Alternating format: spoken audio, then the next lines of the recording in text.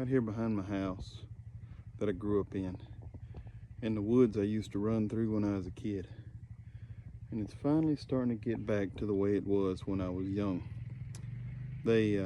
Somebody bought this little plot of land, which I always just had free run over, and there wasn't a clear deed or anything to it, but they still logged it, and you can see there's a bunch of stumps still out here, and the big trees got knocked down, and through succession and everything, it had a really heavy understory for a long time, and you couldn't walk through here. And now finally, as you can tell, it's nice and open. And this is what it was like when I was a kid. And it's not a huge plot of land. I can kind of see the road through there, and I can see the other folks' land back there.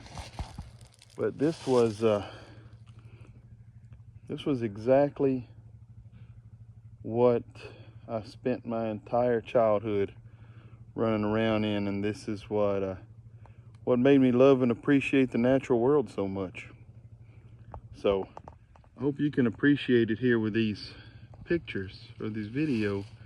This right here is a bit of yaupon, but the yaupon grows on these high knolls, so this is a little bit of elevation compared to the rest of the stuff, and you'd see these bits of yaupon out through there, see? And down here in the bottom parts, you get a lot of these palmetto, which palmetto is palmetto's basically a palm, but it doesn't have a trunk. And then most of these trees, there's hardwoods, there's a lot of sweet gum, there's some water oak, black oak, a lot of different oak trees out here, and just a lot of diversity. And I just kind of cut my teeth on this stuff, right? I mean, I'd come out here and you know, look here, you see there's a deer trail. You see right here is a deer track, and here's a little deer trail. You can see right through there where they run. And you know, it's just a beautiful thing.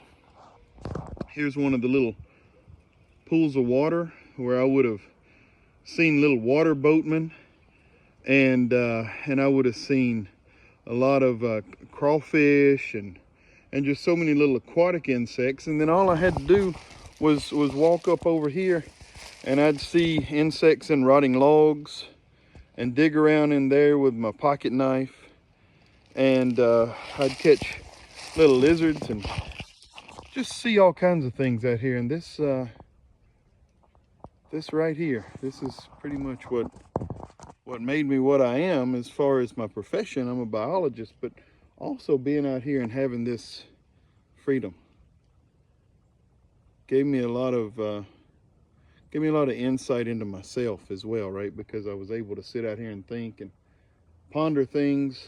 I didn't have a lot of life experiences, you know. I didn't live in a place where I saw a lot of different things, but I saw how nature worked. I saw how organisms lived with each other. I saw some harsh realities of things that may, you know, the cycle of life. And I started to associate, you know, certain animals with certain parts of the natural world, right? I know that if I wanted to go out and see a certain kind of animal, say I wanted to see a bombardier beetle, which is really awesome, probably find one now.